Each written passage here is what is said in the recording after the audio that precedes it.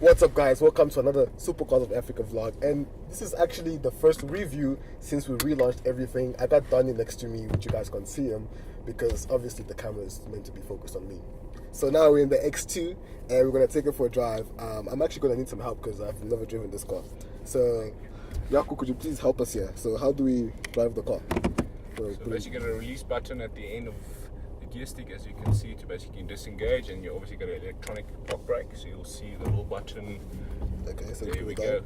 Push down like normally, and that's easy. Okay.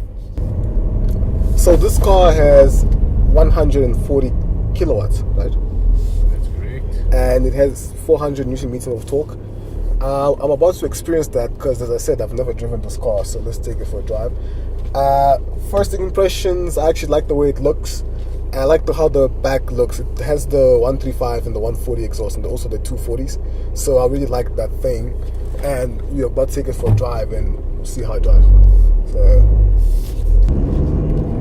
gearbox is actually quite responsive. Yeah, so this car actually has a double clutch gearbox, which you normally find on the performance models like the M range, yeah. So, which is also very nice. It handles quite well, eh? There's not a lot of body roll, which is good, and I feel like this is just an amazing car. So this car's in front of me, so I can't really do anything. So far so good though. Yeah, so far so good. So, and how do we put it in sport mode? So it's basically got a little toggle on the right of the gear knob, and that's it. Yeah, so engage, you can tell you sport, there we go. You can also engage the sport displays if you select the button on the iDrive system there, right, or touch, yeah? Yeah, touch. Okay.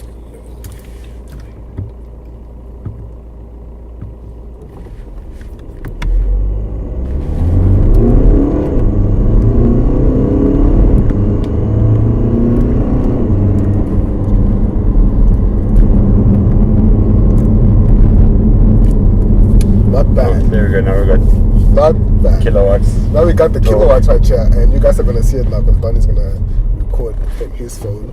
And this is actually, and we were just in the S class the other day, and we saw the exact same thing. And it's just showing me how many kilowatts I'm pushing out, and the Newton meter of torque that I'm also pushing out, which is great. Actually, I was not expecting this. My goodness, this is so good.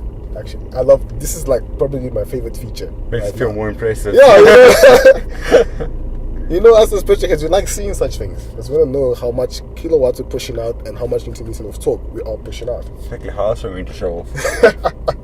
So there's like some traffic in front of us right now, so that kind of sucks.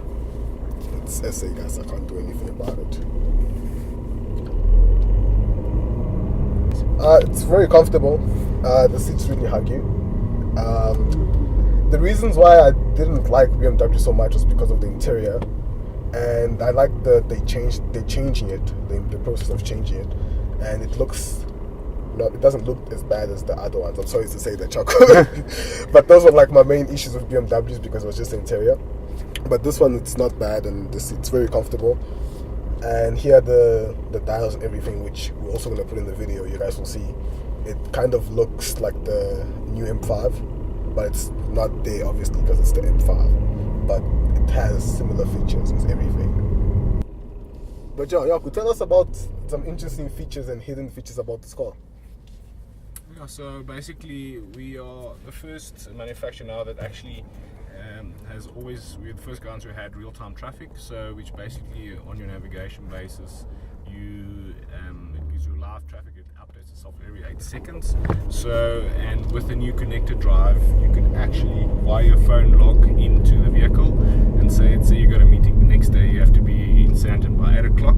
It will pre-warn you to say, listen, 6 o'clock you need to leave to be there at 8 o'clock on current traffic destination. So you can plan your day on your phone. Once you climb into the car, your phone and the navigation will actually sync, and then obviously they'll know where you will be going. So, which is actually a very nice little feature.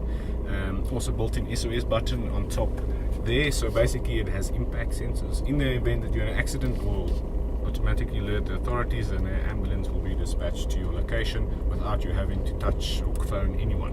So the button is there if someone else has a medical emergency. You can literally phone them, and then you can tell them whatever your emergency is, and they can check where's the car and obviously send help your way. And there's also the head display right here, which I can see. It's up display. Yeah, so that's also right good. I like the first time I saw it was actually in the meeting when I drove the Mini Cooper S, and I actually quite like it because it's quite cool.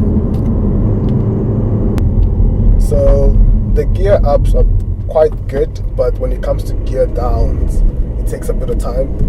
But as I said, all in all, it's quite a great car, and I'm using 120 of the horsepower right now, and all of its torque. Stand on the highway as well. Okay. So guys, I actually use the indicator. So for all you BMW drivers that don't like indicating, you guys should actually learn from this. I'm just saying. It's a good experience. I'm talking to Keelan in particular.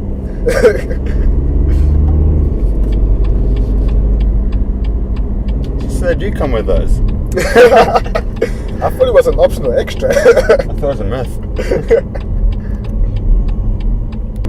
So yeah, Donnie, what do you think? How are you feeling the passenger seats? I don't know, it's passenger, it's comfortable, really, really comfortable.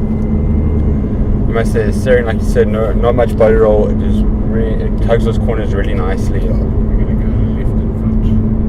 So, like off Yeah.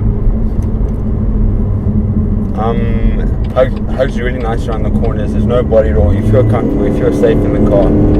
It's not one of those cars where you get inside and you have to feel like you're sitting passenger. You actually feel like you yourself are with the car with this one. I dig it. Yeah, no, and it has an 8-speed gearbox, which is great. Which really helps you fill in those gaps with So I stick to the right. first to last. Left. So yeah, it's quite good. As I'm playing here with the pedal shifts, which I love, but I'm still a manual guy. The right car with the right manual gearbox.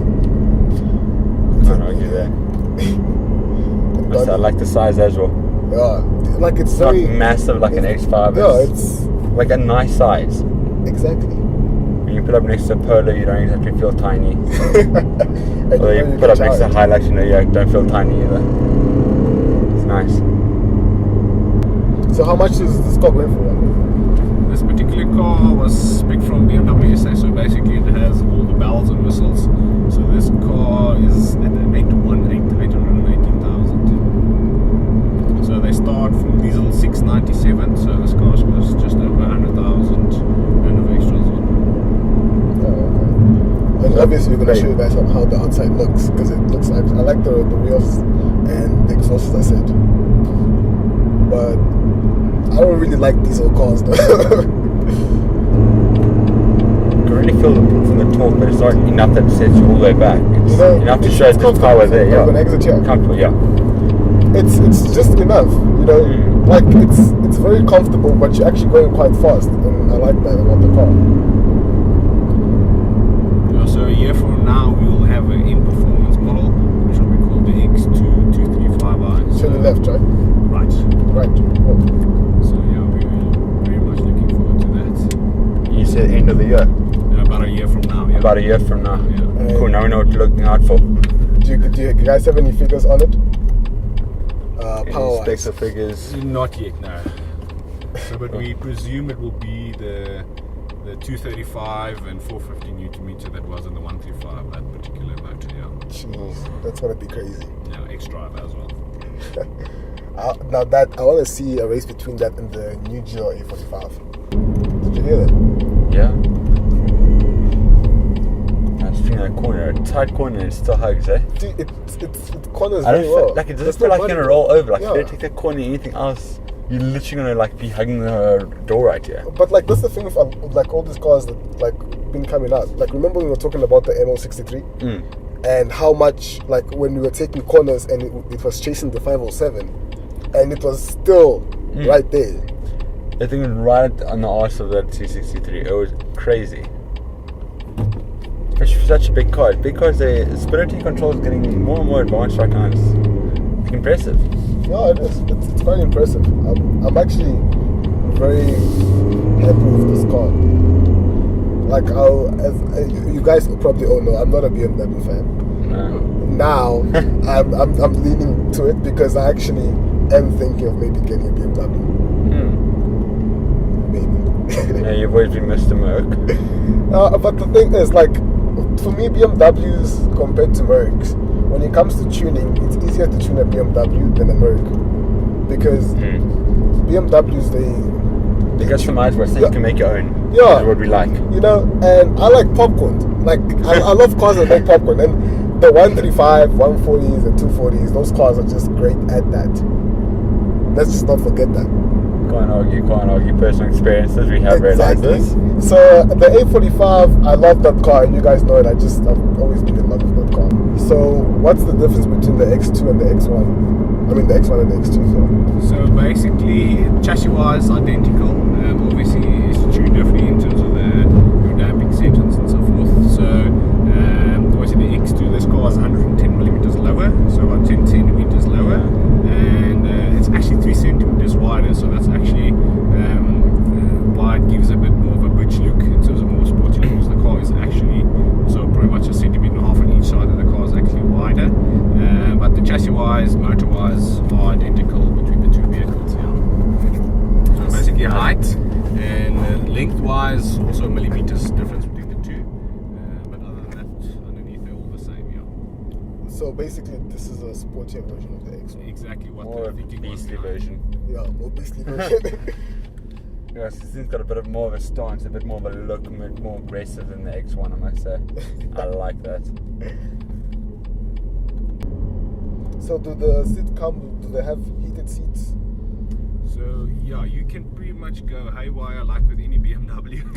So, but I must say, so the X2 is the first car that we have only comes in M Sport Standard and the M Sport X. So like these sport seats, the porty bumpers, they all come standard. We don't have an option for, let's say, standard derivatives, so which is very nice. So, but like I say, heated seats, that type of thing. Nav is standard in our cars. LED lights are standard in our cars. Connected drive standard. So, like I said, this car's options really goes from sports transmission, heads-up display. This has got the professional navs, which is the touchscreen version, and then it's got Harman Kardon sound system and 20-inch alloys. So that's pretty much into there. So this kit is all standard, yeah. The standard you buy a beast. you You have no other option. don't. You either go beast or insane. Exactly. I think we choose. I like that. It's a go big, go home attitude. Yeah. Okay, I must say, looking around now, I've been like spotting out, just take a look. This car tows a lot of heads. I must say, a lot of people do take a look at the car. I mean, there's a girl over there in the front seat took a look. There was a couple oaks on the highway, took a look. The oaks walking aside. This car is a bit of a head turner, which is shocking. Yeah. So what's the 0 to 100 with launch control? Well, they claim just over 8 seconds, which is actually very good for a 2-liter diesel. So, yeah. Well, do you have permission to just kick it up, launch control? Yeah, good. Yeah. Okay, ready. Okay, To come to a complete stop. Okay, you sport. You're in sport. Yeah. Just check the setting. Are you? I am, I think. Yeah. Okay, so foot on the brake hard all the way. No. Left foot. Left. Left. Yeah. Put your foot flat down the accelerator.